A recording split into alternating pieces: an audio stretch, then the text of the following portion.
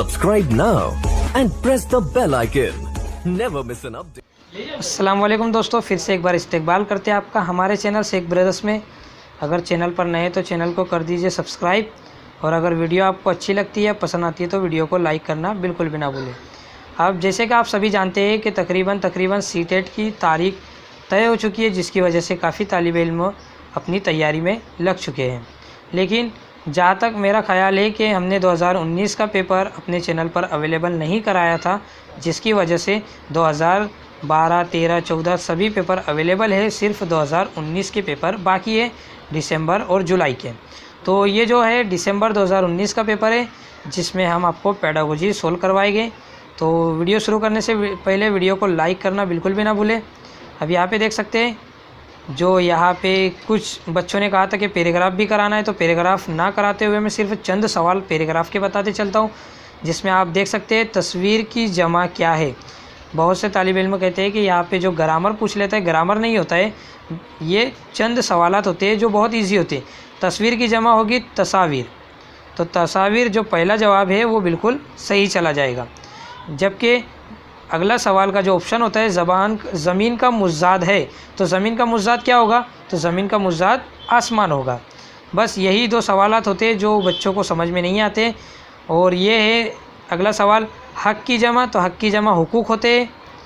उसके बाद यहाँ पे ये सब पैराग्राफ में से देखकर लिखना होता है। बाकी ज़्यादातर कोई मुश्किल नहीं जाते। अब आते हैं पेडागोजी की बात पर। तो पेडागोजी का जिक्र करते हुए हम सबसे पहला सवाल पढ़ते हैं कि मादरी ज़बान पर मबनी कसीर लिसानियत क्या है। तो पहला सवाल आपकी स्क्रीन पर दिखाई दे रहा है कि मादरी ज़बान पर मबनी कसीर लिसानियत क्या है। तो सिर्फ मादरी ज़बान की आमोजिश, यानी सिर्फ, जहाँ तक मेरा ख़्याल है कि सिर्फ और सिर्फ की जहाँ पे बात आए वो बिल्कुल भी गलत जवाब होना चाहिए।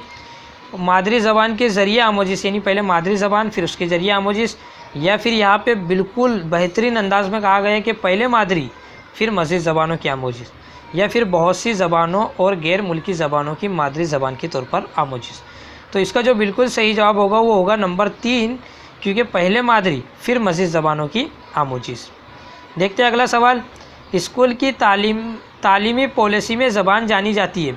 तो स्कूली तालीमी पॉलिसी में ज़बान जानी जाती है कसीर लिसानी तालीम में ज़बान, मादरी ज़बान पर मबनी कसीर लिसानियत और सालिसानी फार्मूला। तो इसका जो बिल्कुल सही जवाब होगा, अगर स्कूल की तालीमी पॉलिसी के हिसाब से देखें तो सालिसानी फार्मूला, जिसमें कम से कम 3 ज़बान जानने की बात की गई है।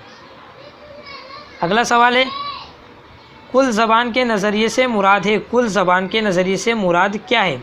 एक मफरूज़ा के आमोज़गार पहले हुर्फ और आवाज़, फिर लफ्ज़ और फ़करों में, और फिर जुमलों की तवस्त से ज़बान सीखते हैं।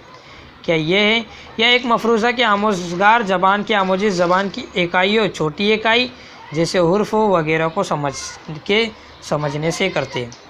या फिर एक मफरूज़ा की ज़बान की आमोजिश सबसे छोटी इकाई हुर्फ तहज़ीब से शुरू होती है, या एक मफरूज़ा की तमाम ज़बानें एक ही तरीके से सीखी जाती है। तो इसका जो बिल्कुल सही जवाब होगा वो होगा पहले मुख्तलिफ़ इकाई है, जिसमें छोटी इकाई, जिसमें आवाज़ वगैरह को पहचानना, ये बिल्कुल इसका सही जवाब चला जाएगा।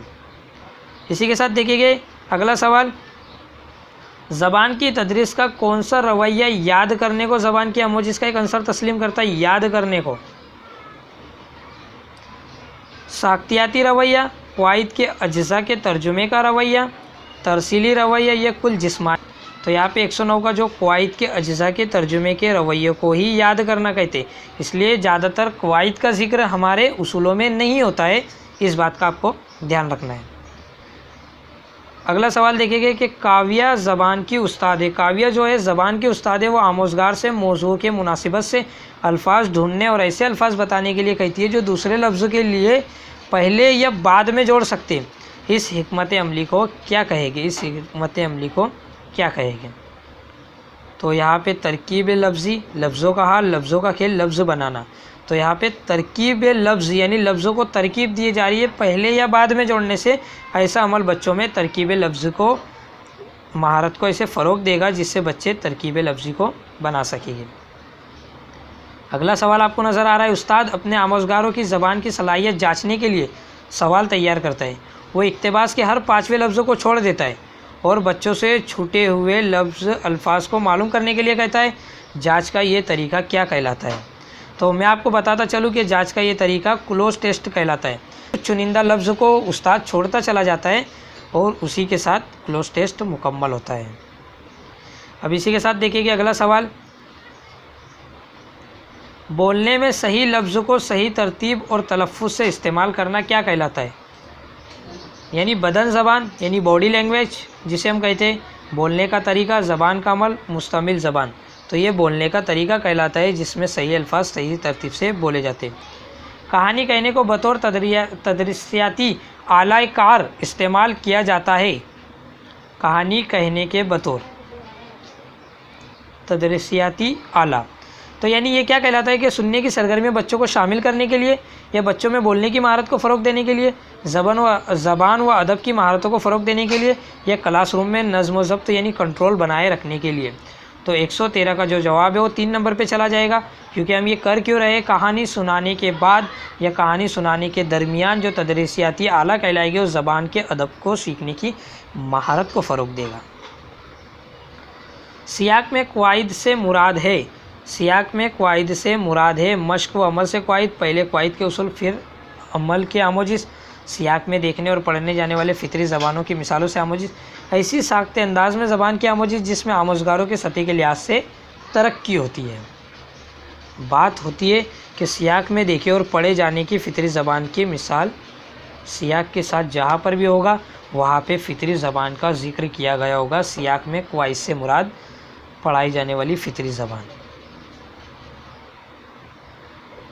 दर्ज झेल में से कौन मुताले की महारत नहीं है। लेक्चर के दौरान नोट लेना, पढ़ने के दौरान नोट लेना, तहकीक का खाका तैयार करना, किसी प्रोग्राम का एजेंडा तैयार करना या तहरीर करना। तो लेक्चर के दौरान नोट करना ये एक मुताले की महारत है। पढ़ने के दौरान नोट करना, अक्सर बच्चे पढ़ते पढ़ते नोट डाउन करते हैं जिसकी वजह से उनके पढ़ने में इजाफा होता है। तो ये सब पढ़ने की महारत आती है, जबकि किसी प्रोग्राम का एजेंडा तहरीर करना ये महारत में शामिल नहीं होता है। दरसी किताबों के मुसन्निफ़ीन हमेशा नसरी इक़्तिबास, नज़म, बयानिया को और असली तहरीरों को अपनी किताब में क्यों शामिल करते हैं। तो मैंने पहले भी आपको बताया था वो मुस्तनद और फ़ितरी ज़बान में होते हैं इसलिए। देखते हैं अगला सवाल, दर्ज झेल में से काम को क्या कहते हैं। काम को क्या कहते हैं, तो काम को कहते हैं, यहाँ पे मैंने आपको ये भी बताया था क़वाइद का इमला काम कहलाता है। जल्दी जल्दी कुछ नुकात को लिखते हैं फिर बाद में मतन को दोबारा तश्कील करते हैं, ये क़वाइद का इमला कहलाते हैं, यानी क़वाइद के उसूलों से लिखना। देखते हैं अगला सवाल, पहली ज़बान को फ़रोग़ देने से उमूमन क्या मुराद है। पहली ज़बान यानी अपने आप सीखना, गैर रस्मी तरीक़ों से सीखे जाने वाली ज़बान को पहली ज़बान यानी मादरी ज़बान कह सकते हैं। पहली जमात के उस्ताद के क्लास में मुख्तलिफ़ मादरी ज़बान बोलने वाले बच्चे आते, उस्ताद इन बच्चों से मुख्तलिफ़ मादरी ज़बानों में आदाब व तस्लीम के तबादले के लिए कहता है। इस तरह तलबा रोज़ मुख्तलिफ़ ज़बानों के नए अल्फाज से मुतारिफ़ होते। इस तरह इस उस्ताद क्या हिकमत अमली कोशिश कर रहा है। तो उस्ताद क्या करने की कोशिश कर रहा है, तो उस्ताद बिल्कुल कसीर लिसानियत बतूरे माखूज़ करने की कोशिश कर रहा है, जबकि बहुत सी ज़बान जानना ये भी नहीं है और यक लिसानियत से कोई ताल्लुक़ नहीं है। दर्ज झेल में से कौन आमोज़गारों को ज़बान से मुतारिफ़ कराने का मिसाली तरीका नहीं है। कौन सा मिसाली तरीका नहीं है। नज़्म और गाने, मुस्तमिल लफ्ज़ और छोटे जुमले, हुर्फ़ तहज़ी के हुर्फ़ की तदरीस, बोलने और सुनने में शिरकत। तो यहाँ पे हुर्फ़ तहज़ी के हुर्फ़ की तदरीस आमोज़गारों को ज़बान से मुतारिफ़ करने के लिए कोई तरीका नहीं है। उम्मीद है वीडियो आपको पसंद आई होगी। वीडियो आपको पसंद आई है तो वीडियो को लाइक करना बिल्कुल भी ना भूलें।